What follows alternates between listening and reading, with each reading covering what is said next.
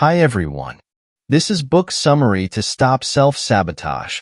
6 steps to unlock your true motivation, harness your willpower, and get out of your own way by Judy. Let's enjoy the video. Please subscribing to my channel for more great content like this. You'll be notified when I upload new videos. Stop Self-Sabotage by Judy. The book is a self-help guide that helps readers overcome their self-sabotaging behaviors and achieve their goals by following a 6-step method based on psychological theories and research. The 6 steps are: specify your goal, assess your readiness, strengthen your motivation, implement your plan, address the setbacks, and maintain the change. The book is written in a clear, engaging, and compassionate way and provides many examples, stories, exercises, quizzes, and tools to help the reader apply the concepts to their own situation. Stop Self-Sabotage outlines a 6-step guide to identifying and overcoming behaviors that counteract people's ability to reach goals of all kinds. The clinically proven process includes exercises, practical advice, and real-life examples of how people have used the method to change their lives. Introduction. Stop self-defeating habits to finally reach your goals. How many times have you begun a new year with a resolution to change something in your life, only to realize it's fallen by the wayside in no time? You may have found yourself setting the same goal year after year. I'm really doing it this time, you think. Time passes, and instead of keeping up healthy eating habits or saving money you promised yourself you would, you find yourself indulging in junk food several times a week or blowing cash on an impulse buy. Now what? Well, to begin, it's important to look at the whys behind the pesky habits that keep popping up as roadblocks between you and your goals. First, self-sabotage is usually rooted in 2 key survival skills: attaining rewards and avoiding threats. Both of these drives help keep you alive and cause reactions in your brain that feel good. The trouble is when they get out of balance. But don't worry, no matter the desire that's eluded you so far, you can begin pursuing it right now with Dr. Judy Ho's 6-step method in our summary to stop self-sabotage. You'll learn how to think differently, act accordingly, and reach goals successfully. The method brings together Ho's many years of clinical experience and scientific research, along with several exercises for each step. In this summary, we'll get you started by covering all of the steps and at least one exercise for each. Some of the toughest problems require a custom solution, and that's what you're working towards starting right now. Step 1. Tune into your thinking. There are 6 types of troublesome thinking, or triggers, that cause people to self-sabotage. To address them, you need to first identify them. We'll do a quick exercise for that, but first, you'll need to remember these terms and what they mean. Overgeneralizing/catastrophizing means taking one fact and jumping to conclusions, usually bad ones. For example, have you ever thought a friend was upset with you simply because they hadn't returned a text? Schutz-based thinking means relying too much on your own rules and expectations about how things should go. Like that friend you texted should have gotten back to you by now, regardless of what they may have going on. Black and white thinking allows for only 2 possibilities and no in-between. Perhaps a colleague passed you in the hallway without greeting you, so you firmly conclude they're a rude person. Mind reading is simply thinking you actually know the thoughts or intentions of others. Maybe you didn't get a promotion and you think that's because your boss doesn't care about your efforts. Discounting the positive usually plays out in downplaying what's good about yourself or things you've done. For instance, have you ever turned down a compliment instead of just giving a simple thank you? Personalization refers to any thinking in which you measure yourself against other people. In other words, when was the last time you scrolled social media? Okay, we know that's a lot of causes of self-sabotage, so here's the exercise we promised you. Break up your next 24 waking hours into 4 equally spaced blocks of time and set an alert for each. When the alarm sounds, grab a pen and jot down what's on your mind. After you complete the fourth note, look back at all you wrote. Consider each thought within the context of the 6 types of thinking we just covered. Do any of your thoughts align with them? You can do this exercise over several days to spot triggers and look for repeat offenders to see which ones are affecting you the most. Now you know what's impacting your own life. You're ready to move on to the next step. Step 2. Shutting down triggering thoughts. Let's revisit that example of the unreturned text message. That was the center of a conflict for Alice, whose insecurity about dating and relationships goes all the way back to childhood. When Alice's boyfriend took longer than usual to reply to a text, she jumped to conclusions and peppered him with questions about whether he was seeing other people or wanted to break up. Eventually, he did, after getting tired of these interrogations. That story kept playing out for Alice until she learned how to look at it as a sequence and then do her part to change the outcome. So what's the sequence? Well, events lead to thoughts, which produce feelings, which drive actions. If you can make yourself pause just after something has happened, the event, you can choose to think differently, improve your feelings, and become far less likely to self-sabotage. One way to work with a triggering thought is with a practice called de-emphasizing, which helps in situations where you simply just need a breather. You can calm yourself down, especially until more facts are clear. To do this, shift your focus away from the thing that happened and put it more on being an objective observer. Use statements that begin with, "I am having the thought that," and "I noticed that," before completing the sentence with your initial thought. So let's say you're Alice and thinking, "My boyfriend is cheating." You can change that to, "I am having the thought that my boyfriend is cheating." Then, you can add another layer of separation with, "I notice I am having the thought that my boyfriend is cheating." Doing this creates degrees of separation, takes your mind off the unknowns, and brings you back to what you can control, your own thoughts and actions. Step 3. Changing your old ways.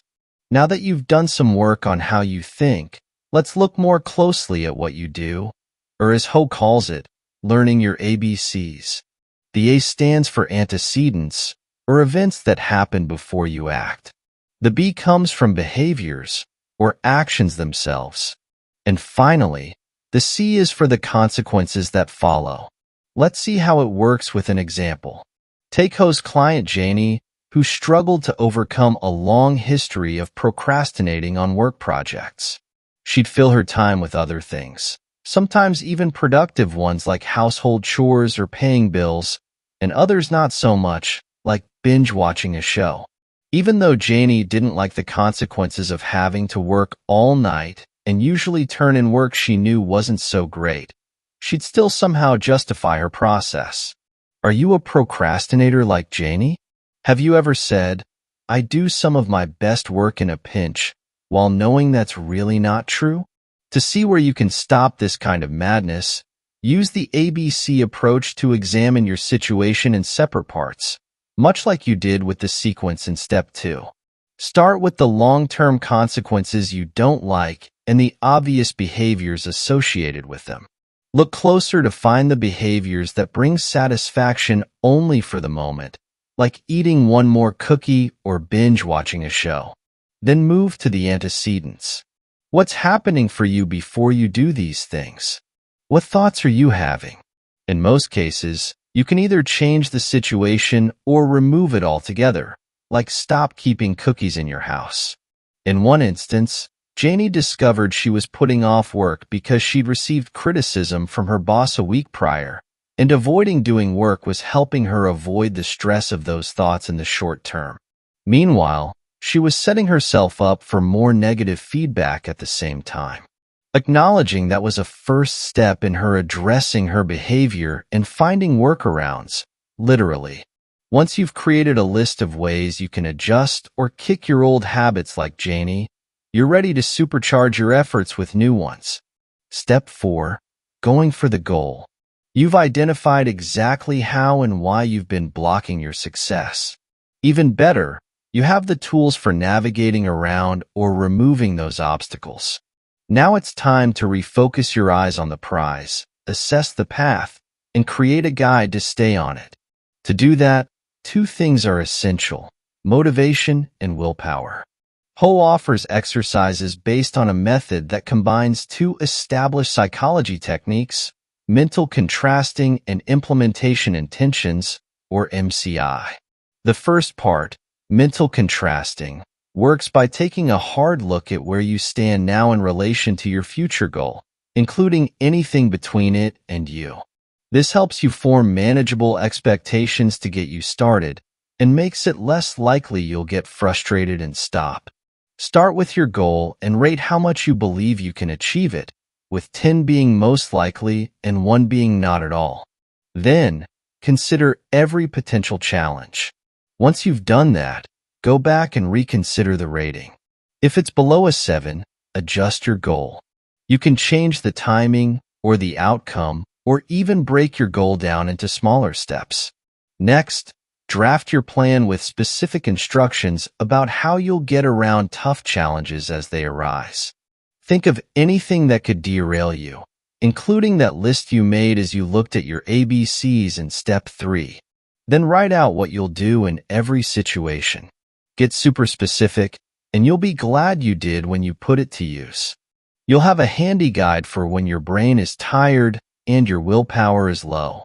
These resources will light the fire and fan the flames, and next, you'll learn how to keep it burning as long as you need to reach the goal you want. Step 5. Maintaining your focus.